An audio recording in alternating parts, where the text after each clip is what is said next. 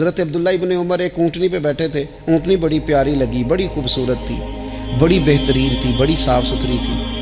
تو 2-3 دفعہ اپنے غلام سے کہا, یار بڑی پیاری ہے, بڑی خوبصورت ہے, دیکھو اس کا چلنے کا انداز کتنا نرالا ہے. آج کل بھی ڈرائیور گاڑی چلاتے ہیں تو کہتے ہیں بڑی ہلکی پھلکی ہے جی, بریکیں بھی بڑی ٹھیک ہیں جی اس کی, فلاں معاملہ بھی اس کا بڑا صحیح ہے. وہ اتنی پسند آئی اونٹنی, تو اونٹنی سے اترتے ہی فوراً کہنے لگے اس کو نشان لگا کے قربانی کے جانوروں میں چھوڑ دو, یہ زیادہ پیاری ہے, اسے رب کے رستے میں خیرات کریں گے. کیوں؟ ایک باریک نقطہ صوفیاء نے بیان کیا ہے.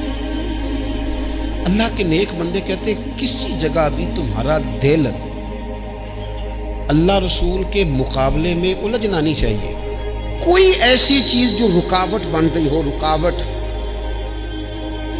وہ کیا کہتے ہیں, کچرا آ گیا ہے, اس کچرے کو لوگ ٹھیک نہیں کرتے, کہتے نکال دو تاکہ معاملہ صحیح رہے.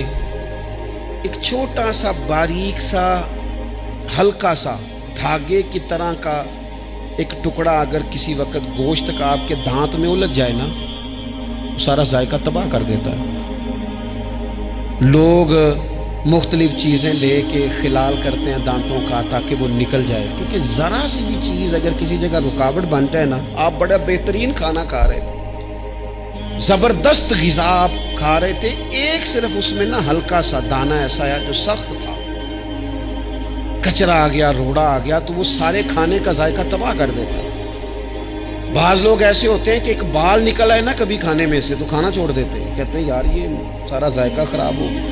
ہمارے ساتھ یہ ہوا ہے, یہ تو ہے نا دنیاوی معاملات. اسی طرح کا مسئلہ روحانی زندگی میں ہوتا ہے. کئی دفعہ نا ہم ماننے کو تیار نہیں ہوتے, لیکن ہمارے اوپر دولت کی محبت پوری طرح سوار ہوتی ہے, وہ سجدے میں ذوق آنے نہیں دیتی.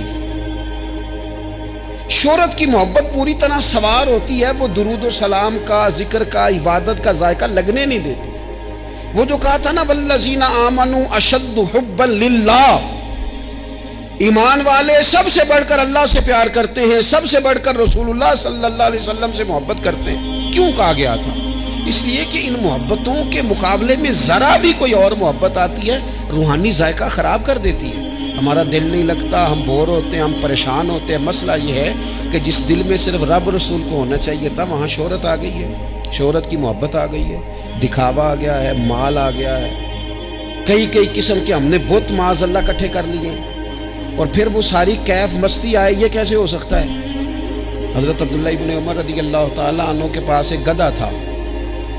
ہم پنجابی میں تو کہا کرتے تھے کہ بڑا ساؤ جانور ہے, بڑا دھیما ہے, بڑا اچھا ہے, سواری بھی کرتے تھے اس پہ, اس پر بوجھ بھی رکھتے تھے, اور بھی کئی کام, جانوروں کا چارہ بھی اس پہ رکھ کے لایا جاتا تھا.